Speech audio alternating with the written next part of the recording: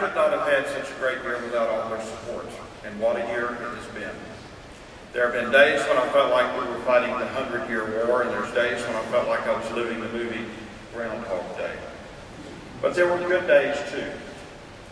For one, Corpus Christi did not have a hurricane as Vic Pearson did in his year as chairman.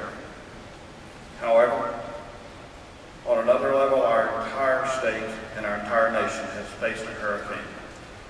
Each Friday, I wait for the FDIC obituary list to see which of our fellow bankers have lost their livelihoods that week, which of those shareholders have lost their savings, and which communities will be devastated by a decision made by someone who's never set a foot in their communities.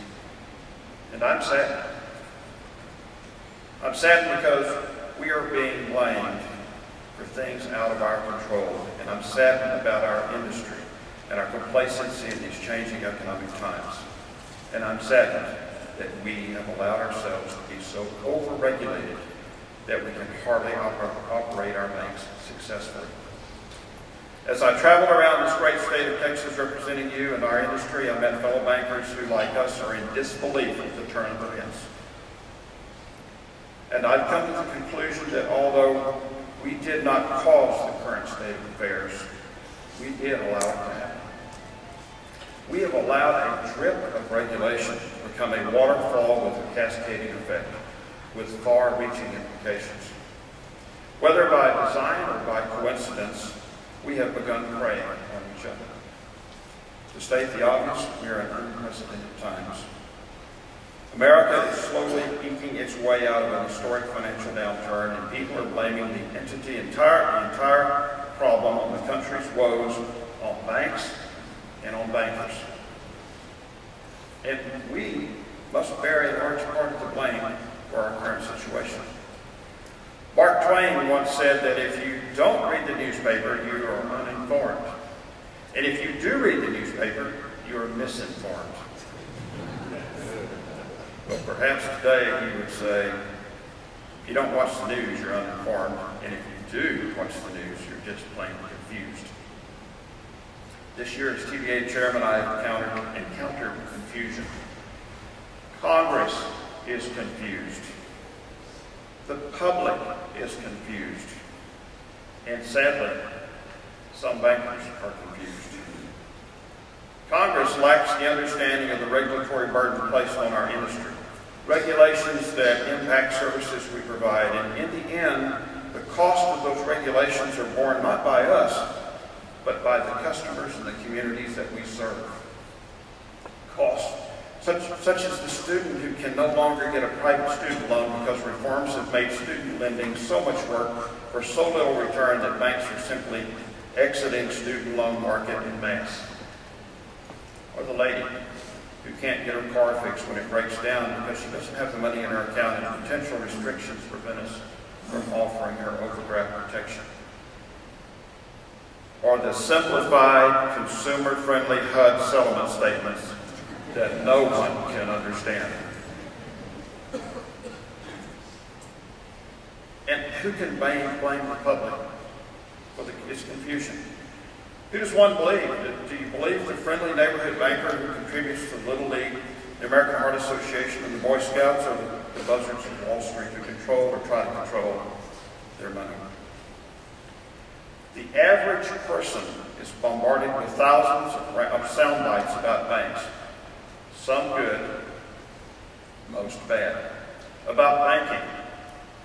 Some good, most bad. About bankers. Some good, most bad. And bank products and services, also some good, but most are bad. And confusion is rampant. No wonder bankers have a low approval rating. In fact, according to the Pew report, bankers have a 69% negative rating. Back in 2004 and 2005 and 2006, TBA board would meet quarterly as we do now. At those meetings, as it happens when two or more bankers are in a room, we often discussed regulatory visits and why we were only being examined for compliance and not safety and soundness. We thought that if our banks were making money and staying out of trouble, we were doing a good job. We talked about the crazy loans and mortgages that were taking place. We talked about a lot of things, but we did nothing. We were insulated in our four walls of our individual banks, and we kept our heads in the sand and we did nothing. And now we're paying the price for inaction. The attributes of our industry have always been honesty, integrity, and service. And 126 years ago, a group of bankers identified a need to unite so that our voices could be heard, and TBA was formed. However, this association is only as strong as the numbers standing behind it, and we must be the solution, not the problem. And now's the time to stand together. We all have a responsibility in this fight.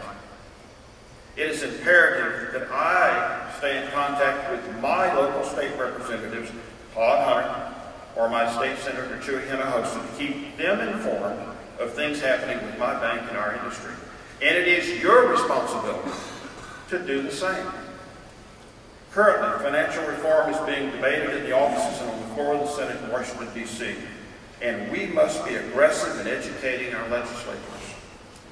This is not always easy, since even those with an open mind may have a weak understanding of the concepts of risk or the time value of money. But there is no alternative, especially since the bill under debate today contains over 1,400 pages and many unintended consequences. Will we sit back and let those who don't know our industry make decisions for us? I say to you, inaction is no longer acceptable. Let me repeat it. Inaction is no longer acceptable. Now is the time to make a difference. Now is the time to use our expertise to help our legislators see what some of the consequences will be when and to our constituents and our customers and how badly they'll be hurt. We've pushed hard this year, our industry and our association, but we still have a daunting task ahead.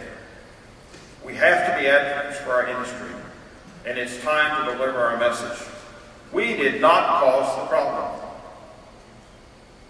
We do not need the burdensome regulations, and it's time for you to write a check to the bank pack. It is time to get all of your employees involved. We all have a stake in this future. And it's time for you to call your congressman, to educate him and her about our industry. And now is the time to support incoming chair Jeff Austin and your TBA Association. When I was born, president of First National Bank in Bastrop, Earl Earhart, put $1 in a savings account for me. And I've had that account for 59 years. And I'm happy to say, thanks to Reed Sharp for his paying up on interest rate, I now have $1.25 in that account.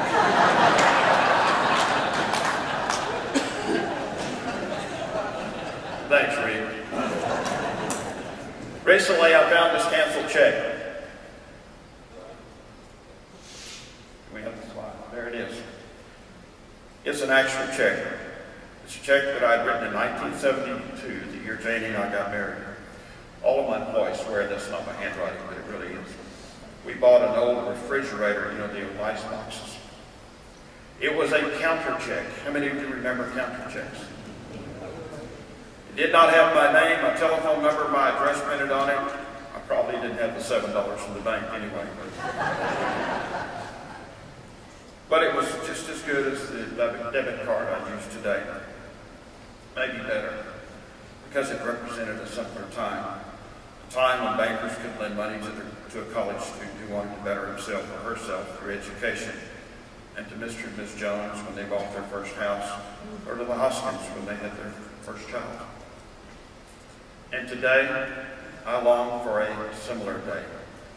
One where we as Americans can sit down and honestly discuss without anger the solutions to our nation's banking problems.